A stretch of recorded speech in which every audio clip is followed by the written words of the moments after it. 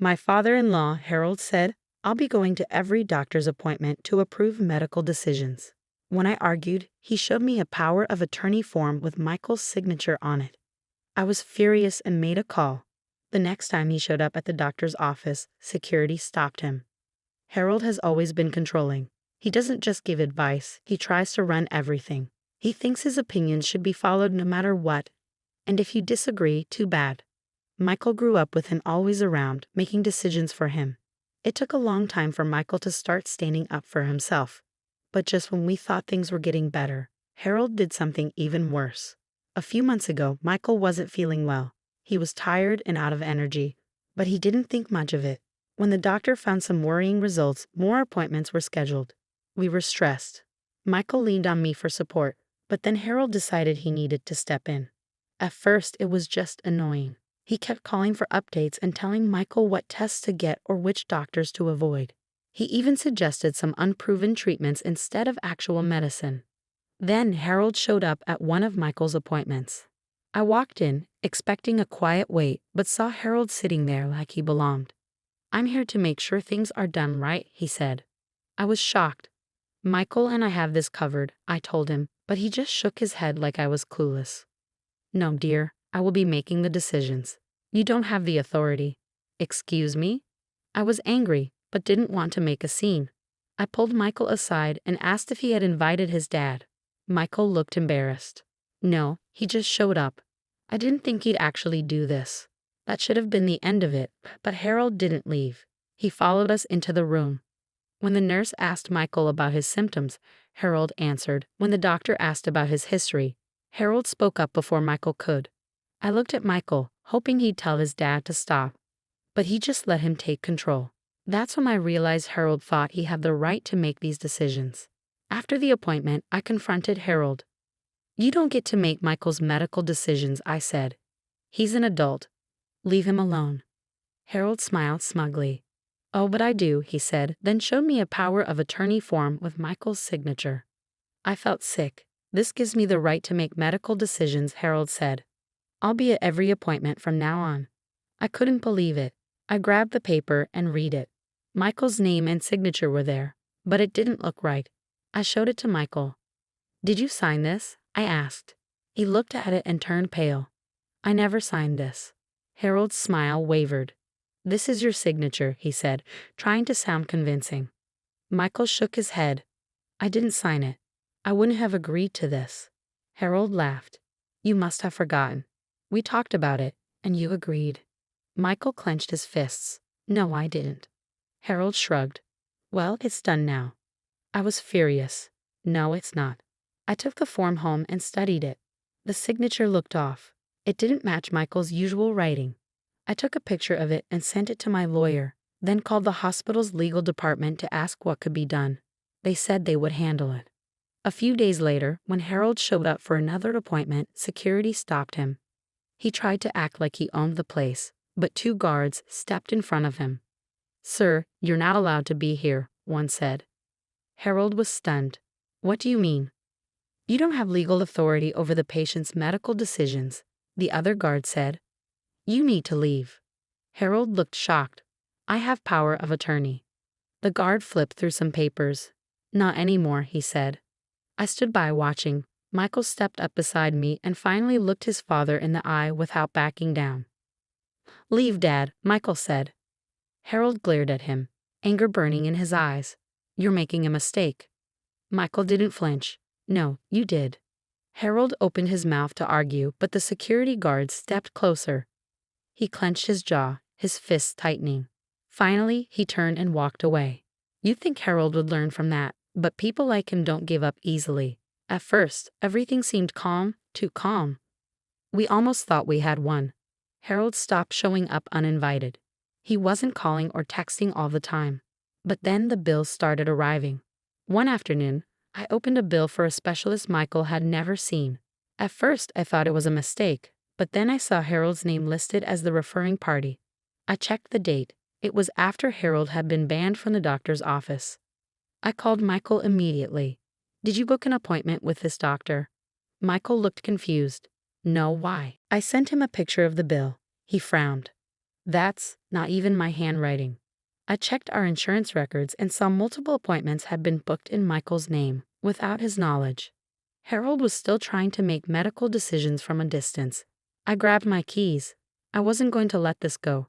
I went to the specialist's office with printed copies of the fake referrals. I walked up to the receptionist. "My husband never booked this appointment," I said, trying to stay calm. "I need to know who authorized this." She looked at the paperwork, then back at me, confused. "It was referred by Harold." "Of course it was," I said, angry. "He has no right to make medical decisions. This is fraud." Her eyes widened. "Oh, we didn't know." I showed her the email from our lawyer. "He lost power of attorney weeks ago. He has no legal authority." She nodded quickly. "I'll talk to the doctor. Please wait." She disappeared into the back. When she returned, she seemed uneasy. "The appointment's been canceled," she said, "and I'll make sure nothing gets scheduled under his name again. But your father-in-law called this morning. He said he would be attending the appointment with Michael." I clenched my fists. Harold was still trying to control Michael's care. "If he calls again, tell him this. I know what he's doing, and I won't let it happen," I said. She nodded. "Got it." But I knew Harold wouldn't give up. A few weeks later, we got a letter from our insurance company. It said, "Due to recent updates to your policy, your emergency contact and secondary decision maker have been changed." I froze. Michael read over my shoulder. "What does that mean?" I turned the page. Harold's name was listed as the secondary decision maker. I was livid. Michael immediately called the insurance company. "I never approved this," he said. "Who made these changes?" The representative hesitated. "We got a request from your father." Michael and I exchanged looks. "How?" I asked. "He has no legal authority." The rep replied, "It was processed before the power of attorney was revoked, but I can change it back." "Do it," Michael said without hesitation. We spent the next hour checking every document to make sure Harold's name was removed from everything. By the end, I was furious. I didn't know how Harold had managed to sneak this past us, but now I knew he wasn't done. He had lost control, and he was desperate to regain it. Michael and I agreed. No more defense. We called a lawyer and set up all the legal protections. We even changed the locks because I knew Harold might try anything. Then one evening, he showed up at our house. It was late, too late for a casual visit. We were watching TV when the doorbell rang. Michael frowned. "Are we expecting anyone?" "No," I said. I checked the doorbell camera, and there he was, Harold, standing on the porch, hands in his pockets, waiting. I didn't open the door. "What do you want?" I asked. He smiled at the camera. "We need to talk," he said. "Let me in." "No," I said right away. His smile didn't fade. "I'll wait." And he did. For 2 hours, he just stood there waiting. Michael was getting anxious. "Should we call the police?" he asked. "I don't want to escalate things," I said. "Not yet." We kept watching him through the camera. He wasn't leaving, just standing there, staring at the door. At one point, he pulled out his phone and started dialing. Michael's phone rang. He ignored it. Then mine rang. Then the house phone. He kept calling, over and over. Finally, he gave up. We watched as he turned and walked away. Harold wasn't just angry anymore. He was desperate and dangerous. I knew this wasn't over. He had already crossed so many lines, but every time we thought we had shut him out, he found a new way to push back in. A few days after the fake 911 call, I got a knock at the door. 2 police officers stood outside, and my stomach dropped. "Ma'am, we received a welfare check request for Michael. Is he home?" Michael stepped into view. "I'm right here." The officers nodded. "Your father called us. He said he hasn't been able to reach you. He's concerned for your safety." I laughed loudly, the sound cold and bitter. Michael's face twisted with anger. "We're fine," I said. "He's lying." The officers exchanged a look. "Mind if we come in just to confirm?" Both Michael and I knew refusing would only make things worse, so we let them in. They did a quick sweep of the house, no signs of distress, no reason for concern. One of them sighed. "Sorry about this. False reports happen." We knew exactly what this was. Harold had figured out how to weaponize the police. He could send them to our door at any time, and now he had. And it worked. It felt like he had learned a dangerous new trick. Michael ran a hand through his hair, looking defeated. This isn't going to stop, is it? I exhaled slowly, the weight of it all settling in. No, I said firmly, but we're going to end it. Harold wasn't just targeting Michael's medical decisions anymore. He was trying to control our entire lives, and I had a feeling things were about to get worse. That night, we were sound asleep when the pounding on the front door startled us awake. It was 1:30 a.m. Michael shot up, confused and groggy. What the hell? I checked the doorbell camera. 3 police officers stood outside, flashing lights in the darkness. My stomach tightened. I answered the intercom. Can I help you? Ma'am, we received a 911 call from this address. The caller reported an ongoing domestic disturbance. My blood ran cold. There's no emergency here, I said, my voice firm. We didn't call 911. The officer's face remained neutral, but I could tell he wasn't convinced. Ma'am, we need to confirm that everyone inside is safe. Michael and I exchanged looks. We knew we had no choice but to let them in. The officers split up, one staying with me in the kitchen, while the other spoke with Michael. Do you feel safe in your home? The officer asked me. I clenched my jaw, fighting the urge to snap. Yes. Are you sure there's no emergency? He pressed. I nodded. There's no emergency. Do you have any idea who might have made the call? He asked. I didn't hesitate. Harold. The officer's eyes flickered with recognition. He had heard that name before. After asking a few more questions, the officers confirmed there was no emergency and left. But the message was clear. Harold had used 911 against us, and this wasn't just harassment anymore. This was dangerous. Then, just when we thought things couldn't get worse, Michael's job became the next target. He walked into his office one morning to find something was off. People were staring. His boss looked tense, and then HR called him in. What's going on? Michael asked as he sat down. The HR manager folded her hands. We received an anonymous email claiming that you've been using illegal substances at work. Michael froze. What? She slid a printed copy of the email across the desk. The lies were thick and venomous. It claimed Michael had been showing up to work intoxicated. It said he had been caught with pills in his office, and it even suggested that his erratic behavior was due to a mental health breakdown. Michael's hands trembled with anger. This is a lie. His boss believed him, but HR had to do an internal review. When Michael came home that night, furious, I knew exactly who was behind it. Harold had gone after Michael's career now, trying to ruin him in any way he could. We need to end this right now, I said, already pulling out the lawyer's number. The next morning, we went straight to our lawyer and filed for a restraining order. The fraudulent medical claims, the fake police reports, and now this, Harold had gone too far. But then Harold struck again. 2 days later, we received a letter from his lawyer. Michael opened it, read the first few lines, and went pale. What? I asked, my stomach twisting into a knot. He handed me the letter. Harold was suing us for elder abuse. He claimed we had been financially exploiting him, neglecting him, and emotionally abusing him by cutting off contact. He even had witnesses lined up, his new wife and some distant relatives we hadn't seen in years. Michael ran a hand through his hair, looking devastated. He's trying to flip the narrative. I sat down on the couch, the weight of the situation pressing down on me. He wants to put us on defense. If this goes to court, it could drag on for months. Michael buried his face in his hands, clearly broken. He's going to make us look like the bad guys. I wasn't going to let that happen. The hearing was set for 2 weeks later. By the time we walked into the courtroom, I had every single piece of evidence ready. The forged power of attorney highlighted. The fake medical appointments documented. The insurance fraud timestamped. The police reports submitted. Harold sat across from us, smug, confident he was about to win.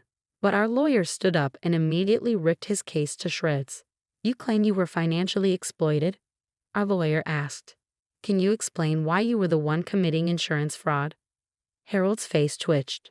You claim you were emotionally abused, yet you called the police under false pretenses, attempted to sabotage your son's job, and even committed medical fraud.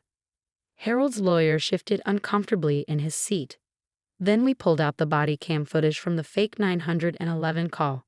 The judge watched it in silence as Harold's jaw clenched, the weight of his actions sinking in. Finally, our lawyer delivered the final blow. We are countersuing for harassment, defamation, and fraud. Harold's face went ghost white.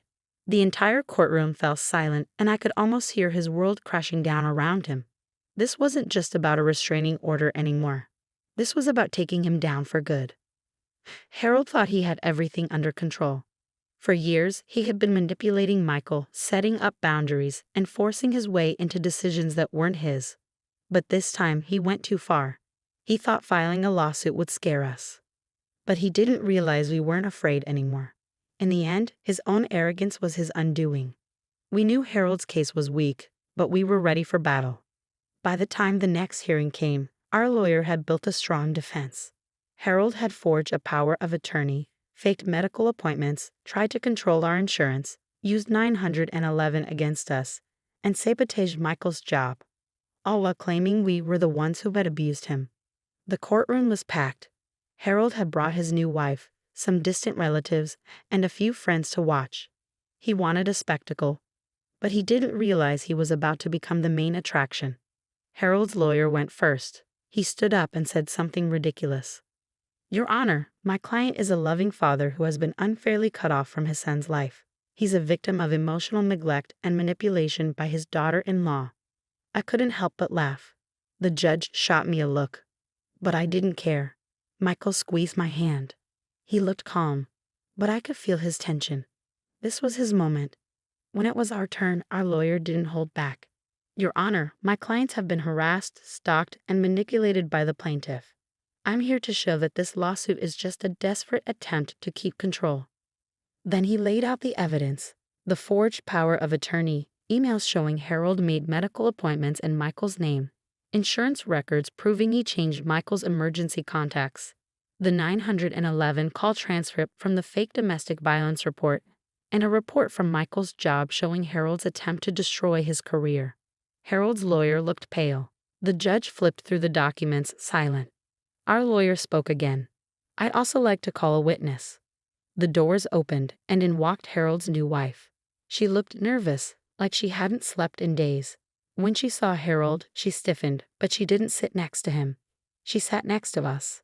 The courtroom buzzed with surprise. "I have something to say," she said, her voice shaking.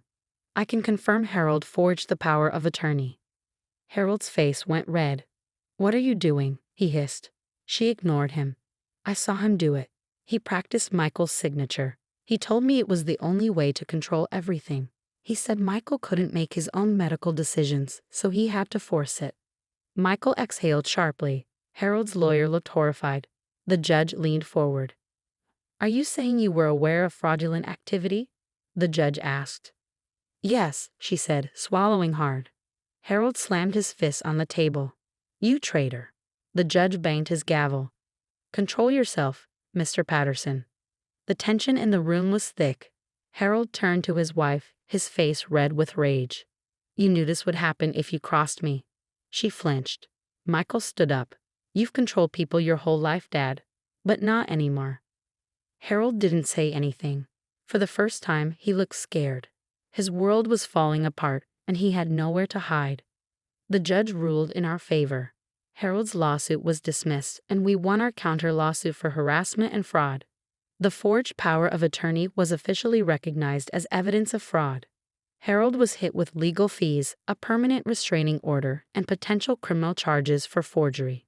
But the best punishment? His entire family saw him for who he really was.